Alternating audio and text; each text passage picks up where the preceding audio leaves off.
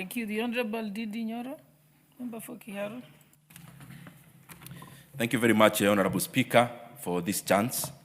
And I want also to welcome my brother, Honorable Abraham Kirwa, back to Parliament. We are glad to see you. Na karibu sana. Honorable Speaker, I'll be direct to the point.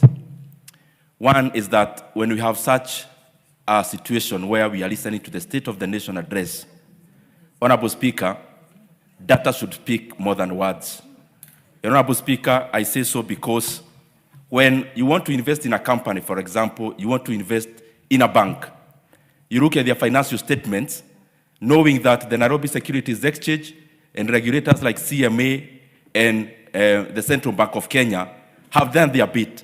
And therefore you do it knowing that the data you are reading is believable. Honorable Speaker, I say so because some of the data I saw presented last week, I don't know exactly whether it is the Kenya National Bureau of Statistics that is wrong, or it is the speech, and especially the people who made the speech who didn't have the correct data, Honorable Speaker. The first thing I want to cite is the exchange rate. We have been talking here in Parliament and especially giving a narration that we have made the exchange rate to climb down. Honorable Speaker, in the day of elections in Kenya, the exchange rate to the USD was 118 shillings. The exchange rate during the swearing day, Honorable Speaker, was 120 shillings. The exchange rate reached 159 actually in 2023 when we were still around, Honorable Speaker. And therefore, Honorable Speaker, the exchange rate has actually depreciated by 8.5% from August of 2022, Honorable Speaker. And it is in an era where the USD itself globally has depreciated by 10%. And therefore, Honorable Speaker, there, I don't know which data is actually correct. The other issue, Honorable Speaker, is the performance of the Nairobi Securities Exchange. The truth of the matter, and Honorable Speaker, it is usually said that when you have a lion, you just need to unleash it. You don't need to defend it. It defends itself. And that is how facts are, Honorable Speaker. You release them, they defend themselves. The Nairobi Securities Exchange, just like all the other stock exchanges in the world, they are not measured by market capitalization. They are measured by indices. And there are two indices in the NSE, Honorable Speaker. One is called the Nairobi Security or Share Index. The other one is called the 20 Share Index. Honorable Speaker, the highest you have seen, and I say so because in the speech, I saw that the Nairobi Securities Exchange is in its all-time high. Honorable Speaker, that is incorrect. The Nairobi Securities Exchange, even citing the last 5 years, Honorable Speaker, only, or even the last 10 years, its all-time high in the recent past was actually 2017. But the very much all-time high, Honorable Speaker, was actually around 2007. The Nairobi, the NASI, which is the OSHA Index, Honorable Speaker, the all-time high of NASI was actually in 2017, not as it was being given in the speech. And the Honorable Speaker, even the data on construction, if you read the Kenya National Bureau of Statistics, the construction sector in Kenya in the 2024 year, Honorable Speaker, it actually contracted by 2%. The consumption of cement was down by 7.9%. Consumption of steel was down at a level where we are doing housing projects. Honorable Speaker, I say so because for us to move forward, we have to be very deliberate and factual on where we are. And that is why, after all is said and done, data always speaks for itself. Because if you compare, Honorable Speaker, Kenya, compare the last 3 regimes for the first 3 years, the regime of President Mwai Kibaki, the regime of President Uhuru Kenyatta, and the current. The first 3 years, President Uhuru Kenyatta took the GDP of Kenya when it was $19 billion. In the first 3 years, it was $26 billion. It was up by over, I think, let me actually quote correctly, Honorable Speaker, it was up 36%.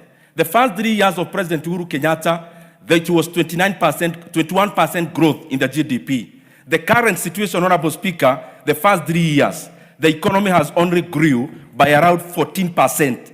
If you grade using NEC, you times by 2, Kibaki gets 72%, President Uhuru Kenyatta gets 42%,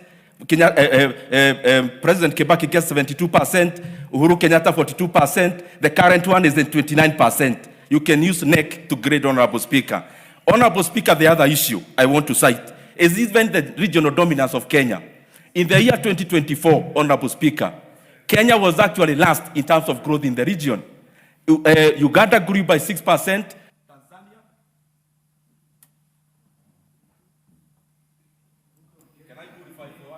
Yes, you can. Yes, proceed. Thank you very much, Honorable Speaker, for addition of that 2 minutes. Honorable Speaker, I was saying, in the year 2024, Uganda grew by 6%, Tanzania by 6.1%, Honorable Speaker. Rwanda grew by over 8%, Kenya grew by 4.7%. Honorable Speaker, also as I said, facts are like lion, you release them, you don't defend them, they defend themselves. Honorable Speaker, as I come to the conclusion, I thought the president would actually talk about, or the speech would include the issue of debt. Kenya is currently borrowing 3.5 billion shillings every day, unprecedented. And besides that, we are borrowing also illegally in the name of securitization, in the name of Talanta Board and the rest. I thought that is a monumental issue that would have been highlighted. But lastly, Honorable Speaker, also, Honorable Speaker, I thought the speech would include the issue of education. The speech was read in a situation where, Honorable Speaker, our principals have received a circular to increase school fees for day scholars, Honorable Speaker, starting January. And I want to rally the members of this House. We must not sit here when the fees for day secondary school is being increased by government from next year. And Honorable Speaker, very lastly, I didn't hear the issue of confirmation of the JSS interns, who are 20,000 in number. Honorable Speaker, these JSS interns, our brothers and sisters, must be confirmed into permanent and pensionable terms immediately without delay. I submit, Honorable Speaker. What's your point of order, Honorable Mohammed?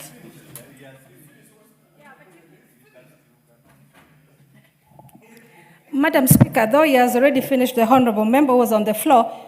As a concerned Kenyan, he has just indicated that Kenya is borrowing some billions every single day. I would like him to tell me today, how did we borrow, which bank, which institution borrowed us? Because when you are speaking here, we need to tell Wananchi the truth, not just lying. You know, that's a story that can burn a country. When you hear your country is borrowing every day, I beseech you to ask him to give me evidence as a Kenyan.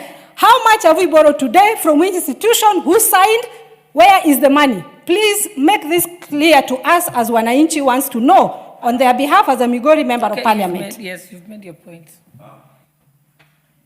Honorable Ndindi, I'll give you 1 minute. Honorable Speaker, I don't know how to respond because it's hard to respond to such kind of an issue. Honorable Speaker, just advise the member that the data of Kenya is readily available even now in the Central Bank of Kenya. And it is difficult for me to do your job. Currently, as it is, Honorable Speaker, when this government came in, that is how it is, Honorable Member, the debt of Kenya was 8.7 trillion Kenya shillings. As we talk today, the debt of Kenya is over 12.5 trillion Kenya shillings. And therefore, we have borrowed over 3.5 trillion Kenya shillings in a span of less than 3 years. And therefore, if you divide that by the number of days, I have actually given a discount. We are borrowing more than 3.5 billion every single day, and that is unpalatable. You have clarified. Thank you. Honorable Didi Rose, I think Honorable Fatuma, everyone is entitled to their opinion. No, everybody is entitled to give their opinion. Honorable Raso, proceed. You're next. You can speak, and you have 10 minutes because you're speaking on behalf of the chairperson of the Committee of Defense and Foreign Relations. Committee of Administration and Internal Security. Thank you very much, Madam Speaker.